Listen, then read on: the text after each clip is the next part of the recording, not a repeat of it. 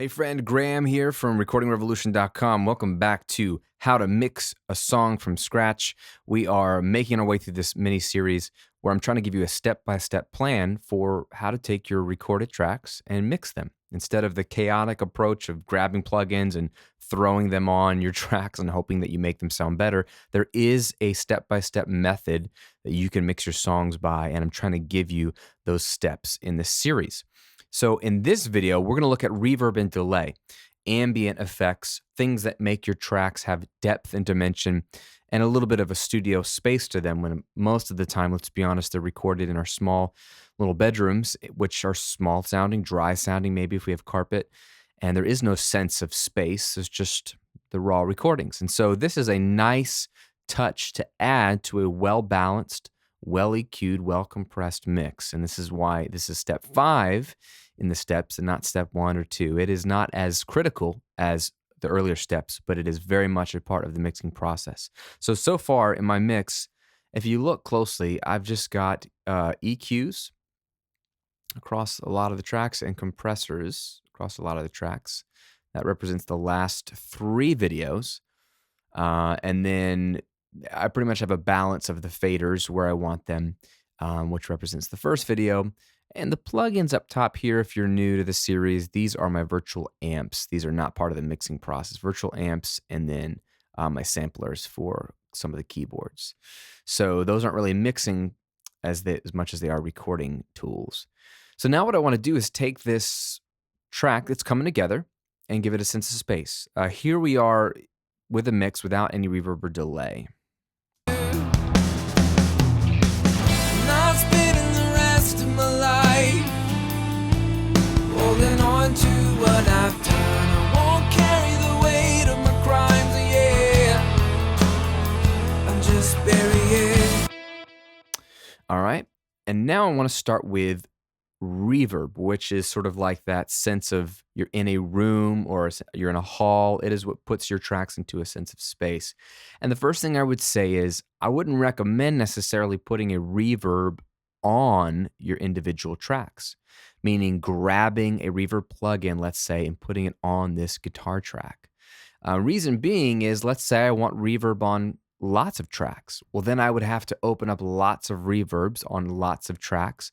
And reverbs are notorious for taking up computer power, and they will bog down your system, hog all your resources. And there is a better way to get reverb on multiple tracks. And in fact, not just getting it on multiple tracks, but having a consistent reverb on all your tracks can actually give your mix a sense of unity.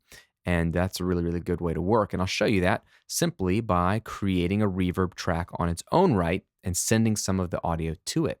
It's very simple. What you want to do is create a brand new track. So we'll do that here in Pro Tools first. We're going to create a stereo aux input. Now your DAW, your software might call this a stereo bus or something like that. What this is a track that you can send audio to. You can't record to it, but it's a blank track. We're going to create a stereo one. I'm going to double click this and call it reverb. And then what I'm going to do is set its input to an available bus. Now, buses are just what they sound like. A real bus in a city takes people to places in the city. Well, a bus inside of your software or in a console takes audio to other places in the console. So in our case, we want to be able to bus certain tracks over here to this reverb and send them through the reverb. So I'm going to take an available bus. Let's say bus 5 and 6 looks like it's available. I'm going to insert the reverb plugin. So in Pro Tools, you get a free reverb. Again, I'm using Pro Tools First, which is a free piece of software, and this comes with some free plugins. So all you need is the stuff that comes with your software. That's what I'm using here. And what I'll do is leave this track alone for now, because so far we've created a track and put a reverb plugin on it, but no audio goes through this track. We have to use buses to bus that audio over. So what I'm going to do is go over to my drums. I'm going to grab an available bus here. If you look, let's just pause for a moment. If you look here in Pro Tools, you'll see it says sends, okay? Above it is inserts. Inserts are where you insert your effects or your plugins, okay? Sends are where you now start to send audio, if you want to, on a bus over somewhere else in the mix. And that's what we want to do here is we want to send some audio from, let's say, the drums track over to the reverb. So I'm going to grab an available send. I'm going to choose bus 5 and 6. If you guessed it, then you're tracking with me. 5 and 6. Why? Because that's where I've set the input to my reverb track, 5 and 6. So what I get here is it pops up another little fader. All right, so it says, well, how much of the drums track do you want to send to the reverb? And I'm just going to send a little bit. I don't know what that sounds like, but I'm just going to send it, okay? And then what we're going to do is just leave this alone. In theory now, the drums, which are here,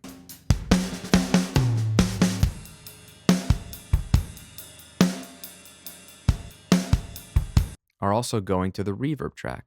Look here.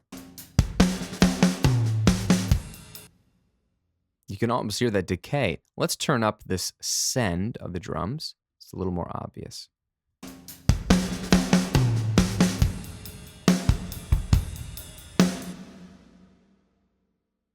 So what we have is the regular dry drums here, okay, all by itself. That hasn't changed. We're not actually putting reverb on the drums. That way the drums stay EQ'd or compressed or balanced just the way we want. But now a copy of the drums are being sent along bus 5 and 6 independently over here to this screen track called Reverb and going through our Reverb plugin, which the default setting is this giant hall, okay? Tracking with me so far? And so we get to blend that wet sound of the drums with the regular drums. Now what we'll do is let's pick a room. I'm a big fan of room reverbs.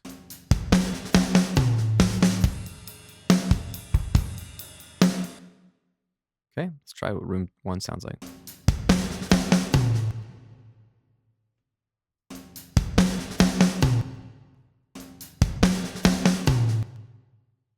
Room 2 again.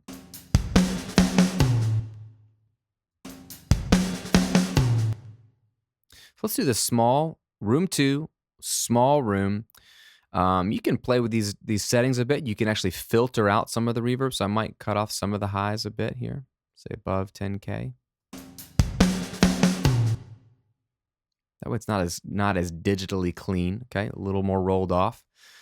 And then what we'll do is, that's way too much drum reverb. So let's just pull that down a bit.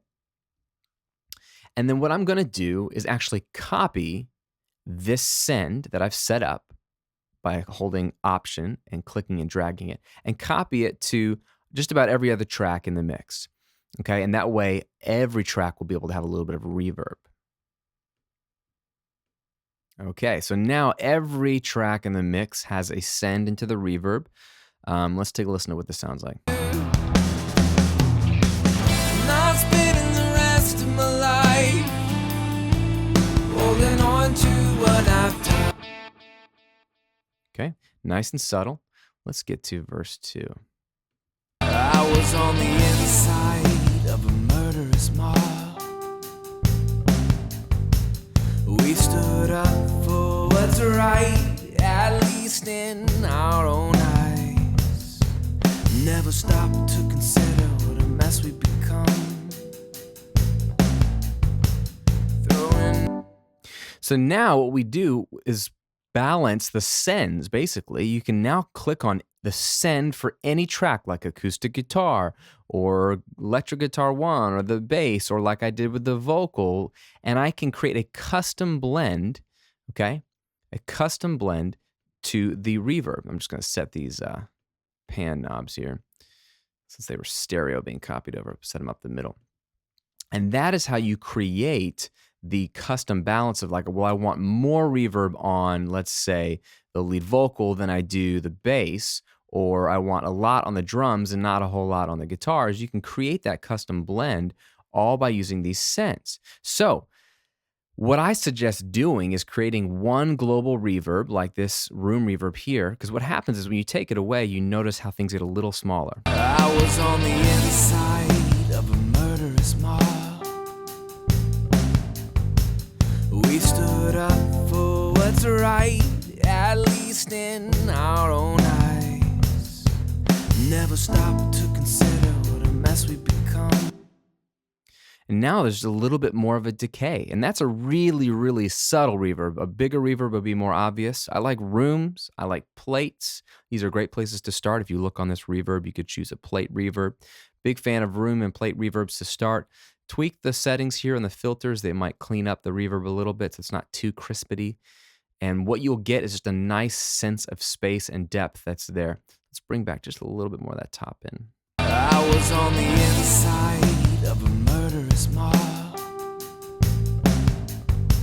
We stood up for what's right, at least in our own eyes. Made that room a little bit larger. So just play with the settings while you listen to it in the mix till it sounds nice. Because then when you take it away, like I said, it gets smaller. I was on the inside of a murderous mob. We stood up for what's right, at least in our own eyes. Nice. Now, the second tool you have at your disposal is a delay. And a delay is different than a reverb in the sense that a reverb might give you that just wash sound of like you're in a room and it's just decaying evenly into the room, as big or small as you make it. A delay is usually a copy, a digital copy, or an echo effect. And so delays can be more powerful in lots of ways because you can actually create very obvious effects that make the track have a little bit more of a studio polish to it. Or it can still be subtle, like the reverb, if you have a very, very short delay, but it creates more of a obvious repeat or echo. And I like to use these on lead vocals and sometimes lead instruments. So let's create a stereo track again here. Call it delay. And very similar, we'll create a bus for this. Let's do bus 7 and 8. And instead of a reverb plugin, let's grab a delay. And let's grab the stock mod delay here in Pro Tools. Very cool plugin. Looks overwhelming if you're new to mixing. Don't be overwhelmed. We'll leave it as is for now. And what I want to do is grab the lead vocal and send it to that same bus, 7 and 8. Okay. That gives me this little send. Let's pull it up a little bit. And let's solo the vocal and listen to what it sounds like going into the delay. I was on the inside of a murderous mob. Okay, so that is that obvious delay echo effect, the delay effect. So let's just kind of roll off some top end here, and let's link these two. Make sure they are linked. I was on the inside of a murderous mob. We stood up for what's right, at least in our own eyes. So what I'm doing is rolling off the top end with this LPF here, a low pass filter. This lets the lows come through, but actually cuts off the highs. So this actually is a cool way to make the delay more analog and organic sounding and not compete with the lead vocal because it's not as bright as a lead vocal. So I roll off some of that top end. Looks like everything above 2K I rolled off. And I'm going to add some feedback, which is how many repeats. I was on the inside of a murderous mob. We stood up for what's right, at least in our own eyes. Never stop to consider what a mess we've become. Throwing out what is wise for what feels good at that time. Now I see the answer all too clear. Not spending the rest of my life. And what you could do then is play with different times. Like, do you want it to be quarter notes? The cool thing is if you hit the sync button, and most digital delay plugins can sync to the tempo of your song, we already know the tempo of our song was 70 BPM. We figured this out in the very, very first video of how to record a song from scratch. So we're telling the delay, look, this is the tempo of our song. So if I click quarter note here, I want you to create a quarter note for 70 BPM, which turns out to be 800 57.1 milliseconds. Who knew? Well, the plugin knew. So I don't have to think or do any calculations. I just click the quarter note thing, and now I'll have quarter notes on the lead vocal. I was on the inside of a murderous mob. We stood up for what's right, at least in our own eyes. Never stopped to consider what a mess we become. See how now it's in time with the music? That's how you can get delays if you want them to be in time with the music. That was a quarter note. An eighth note would be a little bit shorter, it'd be half as long. I was on the inside of a murderous mob. Right? So you can set that all up so it's nice and in time with the music if you prefer. Or you can go off the grid and just set it manually so it just sounds like it's swirling and echoing and just creating some sense of character and space. And this is great when you've got open pockets like verse 2 here in my song. Inside of a murderous mob. We stood up for what's right, at least in our own eyes. Or sorry. Or we can do it in the chorus where you can make the chorus pop by adding some delay on the lead vocal there. Not spending the rest of my life holding on to what I've done. I won't carry the weight of my crimes, So you get the idea. Now I have a very obvious effect I can use to blend the lead vocal in. You can put lead synths in here, lead guitars in here. You can put it anywhere you like. You can even use delays that can go super, super short and create less of an obvious effect and just have more of a slap. You're in a hall and you can hear the sound bouncing off the walls kind of effect where it's more similar to the room reverb we created. All I want you to consider in today's video are two things. One, reverb and delay don't make your mix. They make a good mix more interesting by creating dimension that's front to back and also creating little tasty treats like the little echoes that just make your ear perk up and go, huh, that's nice. And that is a good place to be when you're just adding to the track. Reverb and delay can't add much to a track that's muddy, harsh, not well balanced, lacking punch and energy, all the things that we addressed with volume, EQ, and compression. Those are the important things that then reverb and delay can add to. So this is why I like to bring them in later in the mix when I know I've got the balance. And what you don't want to do is undo all of your hard work with your clarity in your mix. So for example, if I grab this reverb, if I find myself sending everything to this reverb and I haven't rolled off enough, or it's a real long church reverb or hall, this could create a lot of muddiness that I'm basically adding to my nice, clean, clear mix, which then can undo all of my hard work. So you need to be careful here with reverbs and delays because you don't want to add mud back into a mix that you've already cleaned up. You only want this to enhance what's already there. So I'll give you a final little tip here is consider as you play with the settings and try to get it as best as you can, adding an EQ after the fact, okay? If you add an EQ after your reverb, then what we can do is we can create a high-pass filter to roll off any low end of the reverb and even a low-pass filter to roll off any top end, much like they had built into the reverb, to then filter out unwanted frequencies that are coming in after the reverb and delay. And that will give us one more layer of control on the mix so that we can have the benefit of a nice reverb, have the benefit of some cool delays without the negative consequences, which is building up muddiness and letting that echo into eternity over and over and over again and undoing all of our hard sculpting and clearing out. Now, before you go, I want to make sure that you have the entire step-by-step plan, not just for how to mix a song, but how to create a song from scratch, including songwriting, arranging, recording, all of that. And I've put together a guide for you called my 6 Steps to a Radio Ready Guide. Now, mixing, what we're doing in this series, is just one of those 6 steps. Recording your song is just one of those 6 steps. There are 4 other steps that every great song that's on the radio, or even if it's not on the radio, but every great song that sounds good has gone through. And that's the key, is we want to create songs that sound so good they could be played on the radio, or they're worthy enough to be on the radio.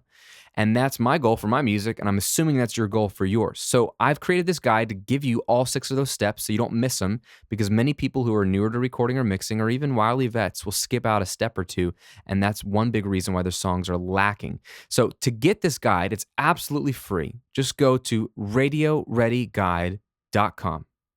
It's a free PDF download. I'll put the link here in the video and in the description box. Go get it. Absolutely free is my gift to you, because you stuck around, you're following this, you're really trying to put this stuff into practice, you're paying attention.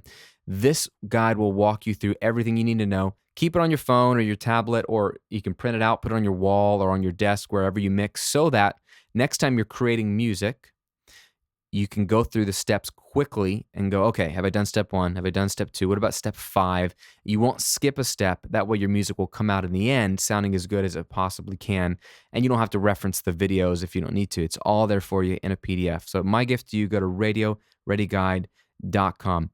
We have one more video in our How to Mix a Song from Scratch series coming up next. It is a very, very important video on the topic of sweetening. I don't want you to miss that. So subscribe to these videos on this channel if you haven't already. That way you'll know when the next one is out. And then we will finish off this series with a critical and often missed step called sweetening. See you on the next video.